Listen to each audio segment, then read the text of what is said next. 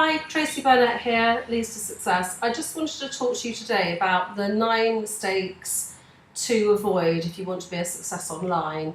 I've gained these from my own experience over the last 10 years online and 35 odd years in marketing, and also from my clients. So let's get going.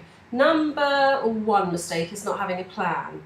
Now, not necessarily a full-on business plan, but a good marketing plan. Start with your goals and then plan out the action you need to achieve them. And then split that action down into months, weeks, and finally days. And that way you can feel confident every day that you're moving forward to achieve your goals.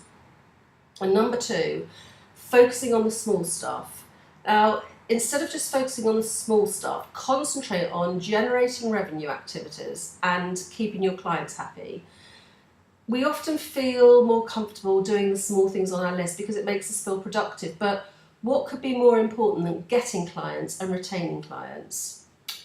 Mistake number 3 is being undercapitalised. Now, it takes time to make money, so you have to be able to continue building your business without worrying about the money aspect of it. If you worry about it, it's going to kill your energy.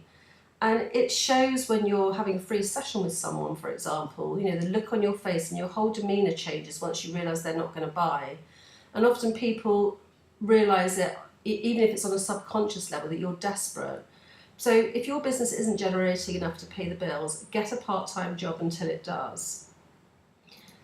Number 4, undervaluing yourself. Now, I work with women, and most women I know, if not all of them, undervalue what they have to offer. Now, charge what you're worth. Giving too much away and getting nothing in return is not a good business model.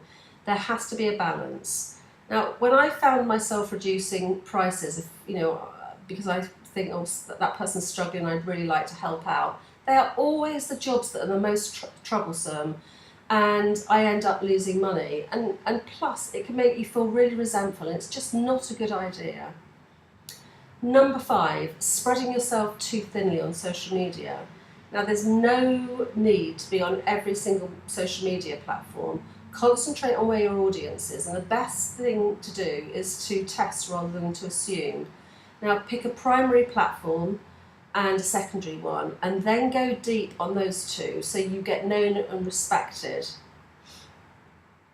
Number 6, now, not having the foundations in place is, again, not a good idea. Now, the foundations in my book are target audience, your niche, your message. They're the 3 top ones. And then you need to have a plan for getting traffic, i.e. you need to know where your target audience actually is to be found, what products you can provide them to meet the results that they want, and the sort of content that you want to share with them that they actually want to hear. So answering their biggest questions and helping them to move forward.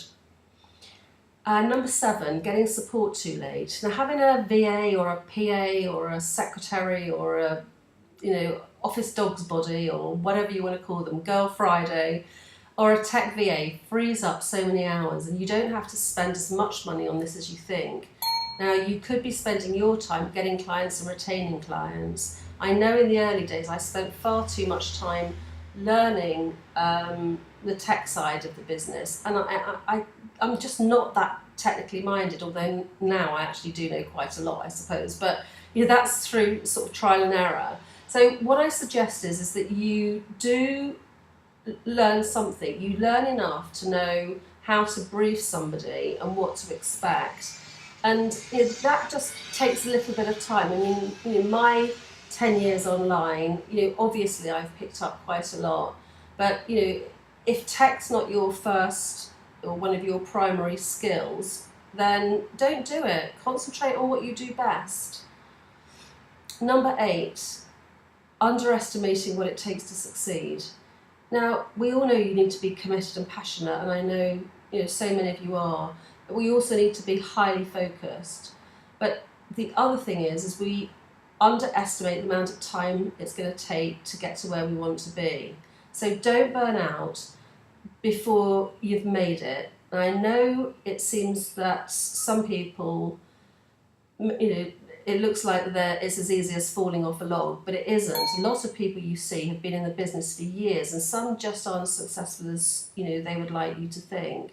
So give it time, don't burn out, keep your passion and your commitment, and stay focused, which means making sure you've got the right goals in place and the right foundation. And then finally, not taking enough action. Now, you need to take massive action to succeed, especially in the early days, and sometimes when you hit a bit of a low. I know last year I had a bad debt, and I just took massive action in the next sort of couple of weeks to regain my ground. And one week I had 26 introductory sessions, free sessions, booked into my diary. I mean, it was quite a heavy week, I must admit, but and that just sort of turned it around within the month. So it's not any old action that you need to take. It's to stay focused on your goals and make sure that your path to get there is built on solid ground. So, what are your thoughts on this? What would you like to add? What are the mistakes that you've made that you wish that you'd avoided, or what do you think that what tips have you got to help you to be a success online? So that's it for today. I'm Tracey Burnett, Business Growth and Marketing Mentor at Leads to Success. And if you're a successful female coach or consultant who wants to achieve even more and is committed to doing whatever is required to get your business turnover way into 6 figures, arrange a chat with me and I'll show you how to get there. See you soon.